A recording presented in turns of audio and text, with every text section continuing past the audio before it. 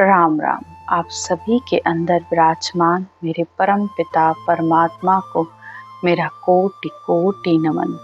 हमारा सतगुरु सुखराम जी महाराज के ग्रंथ में मूल ज्ञान घट पर्चा का अंग शुरू हो रहा है। मूल का मतलब होता है जड़ ज्ञान। तो मूल ज्ञान क्या है? घट। घट का मतलब शरीर, पर्चा यानी अनुभव। जब आत्मा इस मूल ज्ञान को अपनाती है तो उसके अंदर क्या क्या अनुभव होते हैं, कैसे कैसे चैन तमाशे होते हैं, इस सब का आत्मा अनुभव करती है। बाहर कोई भी अनुभव नहीं दिखता है, बाहर कोई भी चैन चमत्कार नहीं होता है। इस केवल ज्ञान की सबसे बड़ी बात ही यही है कि इसमें जो भी अनुभव होते हैं सब अंतर में होते हैं। इसीलिए सद्गुरुदेव ने इसे मूल ज्ञान घट पर्चा का अंग कहा है कि ये सारे अंग अंदर कैसे बनते हैं। शरीर पर नहीं, आत्मा पर ये सारे अंग, कैसे आत्मा ये सारे अनुभव करती है। तो मूल ज्ञान से पहले सबसे पहले मूल प्राण उत्पत्ति को समझना जरूरी है कि ये मूल प्राण यानी इस शरीर की उत्पत्ति कैसे हुई, कहाँ से हुई, क्यों हुई, जाना कहाँ है, करना क्या है। तो सबसे पहले उत्पत्ति पता होना चाहिए। तो सबसे पहले ये आत्मा कहाँ से आई?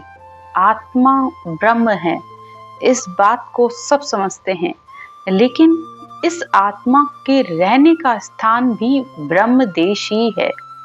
और ये आत्मा उस पारब्रह्म परमात्मा के देश से आई है। आई कैसे? अपनी इच्छा के वश होकर। जैसी उसकी इच्छा थी उस इच्छा के अनुसार वह संसार में जन्म लेकर आ गई। और अब आ गई तो करना क्या है? आई क्यों? आई इसलिए कि ताकि मैं परमात्मा में मिल सकूं और अपने इस जन्म मरण को मिटा सकूं, 84 के चक्कर को मिटा सकूं। तो आई इसलिए। अब करना क्या है? तो उसके लिए उसे मूल ज्ञान की जरूरत है। बिना मूल ज्ञान के वो आत्मा परमात्मा नहीं मिल सकती। और मूल ज्ञान संतों के पास मिलेगा, केवली भगवंतों के पास ही उसे मिलता है। तभी उसे केवल ज्ञान कहा जाता है। केवल मतलब एक, एक ही परमात्मा, एक ही परमात्मा में मिलने का रास्ता। तो आज सतगुरुदेव हमें वो मूल ज्ञान केवल ज्ञान बता रहे हैं कि जब आत्मा इस मूल ज्ञान केवल ज्ञान को धारण करती है तो उसके अंदर कैसे कैसे अनुभव होते हैं, कैसे कैसे तमाशे होते हैं। सतगुरुदेव कहते हैं, सुखराम संत जन कहत है, अजब अनुपम बात, बिन देखो परचो कहे, सो नरक कुंड में जात। तो सुखराम जी महाराज कहते हैं कि सब संत कहते हैं, सब केवली भगवंत कहते हैं कि हम अनुभव करके उस केवल पद का, आनंद पद का, उस सत्य लोक का अनुभव करके बात कह रहे हैं कि उसकी बात अनुपम है, अजब है, कहने में नहीं आती है, लेकिन फिर भी सत्य है। और उस सत्य में मिलकर ही ये आत्मा मुक्ति को प्राप्त हो सकती है। लेकिन जो बिना उसको देखे कह रहा है, गा कर कह रहा है, बजा कर कह रहा है, सिर्फ बोल के बता रहा है और बिना अनुभव के कह रहा है, तो उससे कुछ भी नहीं होने वाला, न खुद का भला न सामने वाले का भला।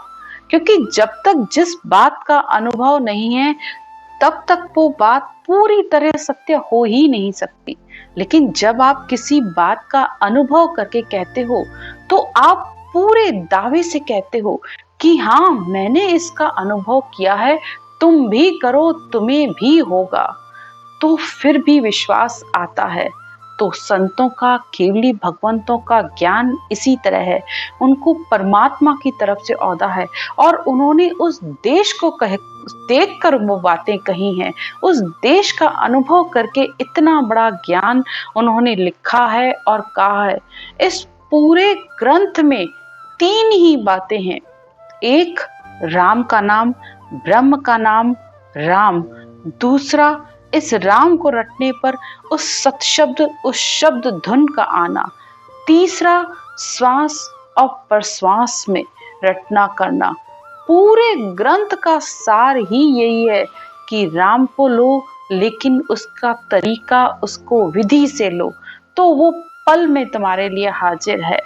लेकिन लेकिन जो सिर्फ पढ़ पढ़ कर बताएगा तो वो तुम्हें अनुभव नहीं बता सकता। बस इस ज्ञान ग्रंथ को सुनो या पढ़ो और खुद से मिलान कर लो। किसी दूसरे से आपको पूछने की भी जरूरत नहीं पड़ेगी। इसको पढ़ोगे, इसमें हर वो अनुभव लिखा हुआ है। और जैसे जैसे आत्मा भक्ति मार्ग पर आगे बढ़ती जाएगी, इसमें अपने आप सारे अनुभव आपके मिलते जाएंगे और आप खुद अंदर से उस बात को महसूस करोगे कि अरे हाँ, मेरे साथ भी तो ऐसा ही हो रहा है, मुझे भी ऐसा अनुभव हो रहा है। तो आपको विश्वास आता जाएगा और जैसे जैसे ज्ञान पर विश्वास आएगा, आप उतनी जल्दी आगे से आगे बढ़ते जाओगे। तो किसी की कही सुनी बात पर नहीं, इस ज्ञान पर विश्वास करिए। क्योंकि मैं खुद आपसे कह रही हूँ, 5 साल तक तो मैं भी नहीं समझ पाई थी कि कहा क्या जा रहा है, बोला क्या जा रहा है। ग्रंथ को सुनते भी थे, अंतर में पीड़ होती थी कि ये कहते हैं कि आनंद है, लेकिन आनंद कहते किसे हैं? इतनी रटना, रात दिन सुमरन कर रहे हैं, नाम जप कर रहे हैं, बैठ के कर रहे हैं, जैसे कहा जा रहा है शुभ शुभ कर्म करो, शुभ शुभ कार्य करो, सब कुछ तो कर रहे हैं, लेकिन फिर भी हमारे अंदर आनंद क्यों नहीं है? लेकिन ये नहीं पता था कि आनंद बाहर नहीं होता है, न गाने में, न बजाने में, न भजन गाने में, न भजन सुनने में। क्योंकि बाहर के भजन कितने ही सुन लो, बाहर के कितने ही तीर्थ कर लो, यज्ञ कर लो, अच्छे कार्य कर लो, लेकिन अंतर में आनंद थोड़ी होता है। वो शरीर का आनंद है। जो भी बाहर करते वो सिर्फ शरीर का आनंद है। तो शरीर के आनंद में और आत्मा के आनंद में बहुत बड़ा अंतर है। बाहर शरीर को आनंद, आप बहुत 1 घंटा बैठ के भजन सुन लोगे, आपको बहुत अच्छे लगेंगे, रोना भी बहुत आएगा, परमात्मा को भी याद करोगे, लेकिन वो भी मन का मनोरंजन है। वो भजन खत्म होंगे, थोड़ी देर बाद आपकी स्थिति वैसी की वैसी हो जाएगी। हाँ, आपको लगेगा कितने अच्छे भजन हैं, आप भावुक भी हो जाओगे, परमात्मा से अरदास भी करने लगोगे मिलने की, भाव बन जाएगा। लेकिन आनंद अंदर किसे कहा जाएगा वो नहीं समझ में आएगा, न इन भजनों को सुनने से, न गाने से। सुनना चाहिए, ये नहीं कह रही हूँ मैं कि नहीं सुनना चाहिए, लेकिन उन भजनों में के जो आध्यात्मिक अर्थ हैं, उसकी समझ तो इस शब्द धुन के आने के बाद ही होती है कि असल में ये किसके लिए कहा जा रहा है और क्या कहा जा रहा है। उसके अर्थ तो बाद में ही समझ में आता है। तो आत्मा का आनंद ये शब्द धुन है, ये मुरली की धुन है, ये कृष्ण की धुन है जिस पर आत्मा आनंद लेती है। फिर बाहर कितने भी ढोल नगाड़े बजें, उससे कोई फर्क नहीं पड़ता है, लेकिन आत्मा हर समय इस आनंद के साथ रहती है।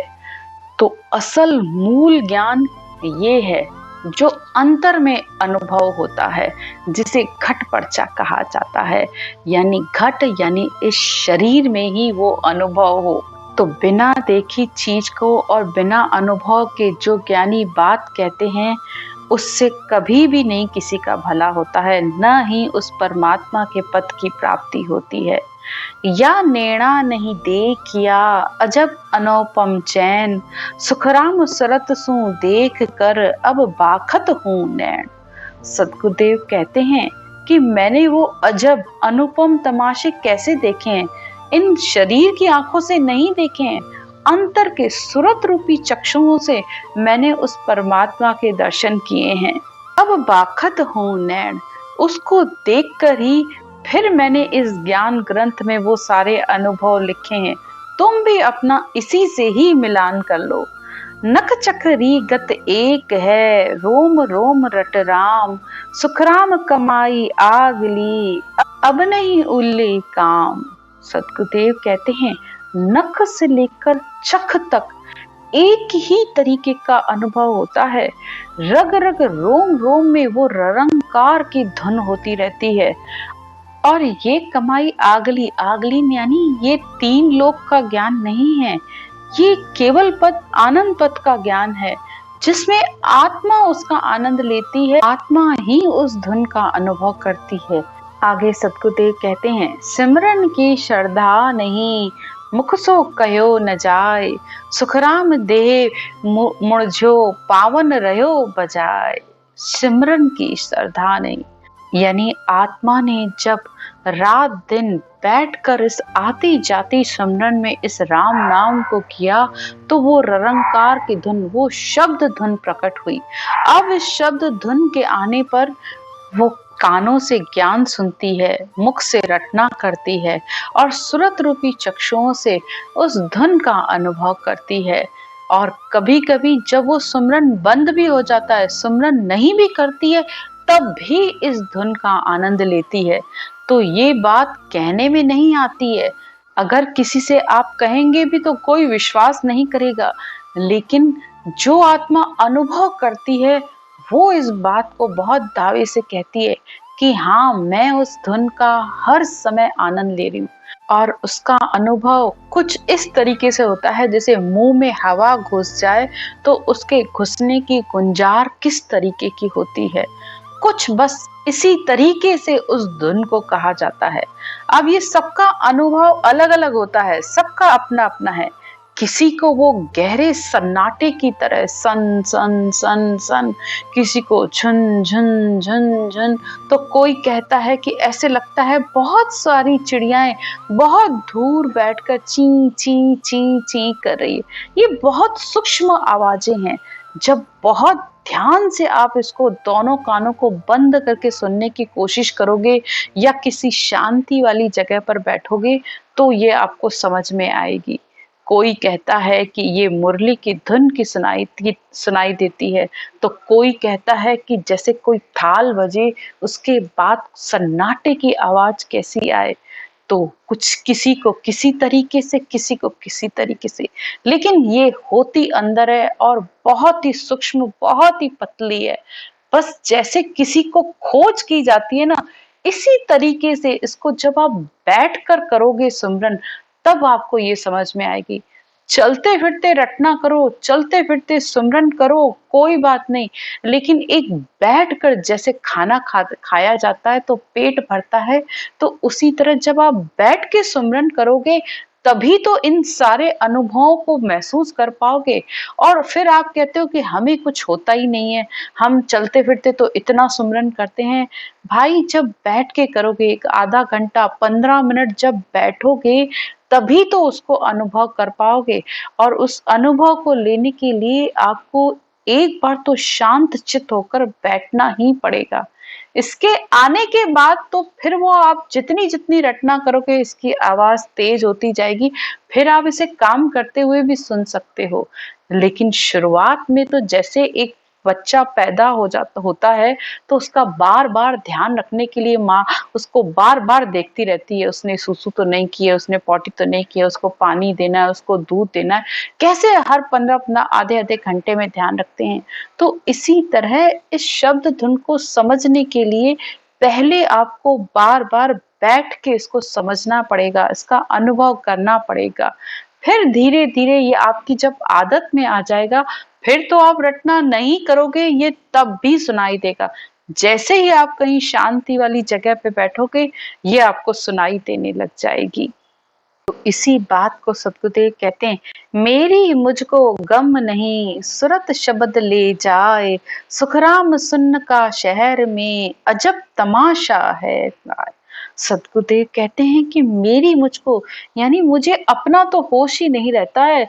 ये आत्मा बस जैसे ही इस धुन को सुनती है, इस धुन के आनंद में मस्त हो जाती है। मुझे खुद का, यानी इस नीचे के शरीर का तो पता ही नहीं चलता। उस सुन्न के शहर में तो अजब तमाशे हैं, अनुपम ही वहां का आनंद है। इस आत्मा ने तीनों ही देशों, खंड पिंड ब्रह्मांड से भी आके उस अगम देश का अनुभव ये आत्मा करती है, उस अगम देश का ये आत्मा आनंद लेती है। तो ऐसे तमाशे, ऐसे अनुभव कहने में नहीं आते हैं, करने पर ये अनुभव होते हैं। आज की चर्चा यहीं तक। राम राम।